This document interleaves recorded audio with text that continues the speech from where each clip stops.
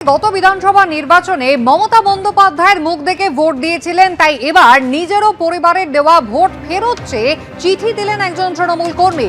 বর্ধমান উত্তরের তৃণমূল বিধায়ক বেইমানি করে ঋতব্রত শিবিরে যোগ দিয়েছেন। অভিযোগ করেছেন বর্ধমান উত্তর বিধানসভার ভোটার তৃণমূল কর্মী সন্দীপ ভট্টাচার্য।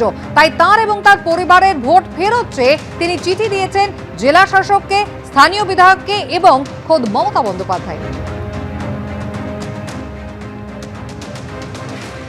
বর্ধমান পূর্ব বর্ধমান জেলার একদম বর্ধমান উত্তর বিধানসভার 266 উত্তর বিধানসভার আমি একজন সক্রিয় ভোটার। প্রত্যেককে যখনই প্রার্থী হয়েছেন আমরা কিন্তু ভোট দিয়েছি মমতা ব্যানার্জিকে দেখে, ঠিক সেরকম 2026 সালে ভোটটাও দিয়েছি মমতা ব্যানার্জিকে।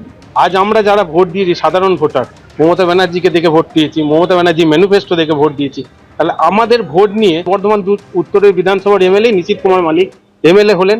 এমএলএ হয়ে তিনি তার পিঠ বাঁচাতে বা সম্পত্তি বাঁচাতে তিনি অন্য টিমে বা অন্য গোষ্ঠীতে চলে গেছে। হয় আমাদের ভোট ফেরত দিন, সেরকম কোনো আইন আনা হোক বিধানসভা থেকে হোক বা নির্বাচন কমিশন থেকে হোক, আমাদের ভোট ফেরতের আইন আনা হোক, বা উনি মানে পদত্যাগ করে নতুনভাবে উনি আমার এমএলএ হয়ে যেখানে খুশি যেতে পারে।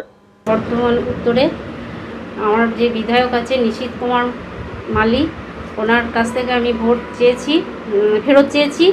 কারণ তিনি তৃণমূল কংগ্রেসের সঙ্গে যে মাননীয় আমার প্রাক্তন মুখ্যমন্ত্রীর সঙ্গে গাদ্দারি করেছে, তো সেই জন্য আমরা ভোটটা ফেরত চেয়েছি।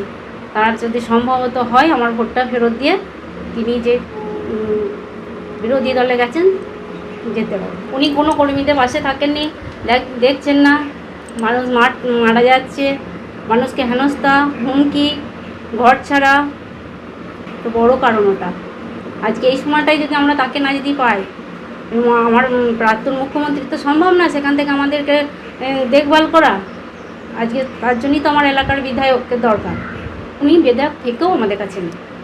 গোটাটাই নাটক, ভুলে যাওয়াই ভালো, পাল্টা মন্তব্য করছেন দিলীপ ঘোষ। গ্যারান্টি আছে ওরা ওকেই ভোট দিয়েছে? আমি যদি বলি ওনারা বিজেপিকে ভোট দিয়েছেন, কোনো প্রমাণ আছে? এসব নাটক চলবে, এইসব নিয়ে মানুষ যেন বিভ্রান্ত না হয়। যারা একদিন ড্রামা করেছে, লুটপাট করেছে, তাদের কথা ভুলে যাওয়াই শ্রেয়, নাহলে শরীর স্বাস্থ্য খারাপ হবে ভেবেচিন্তে।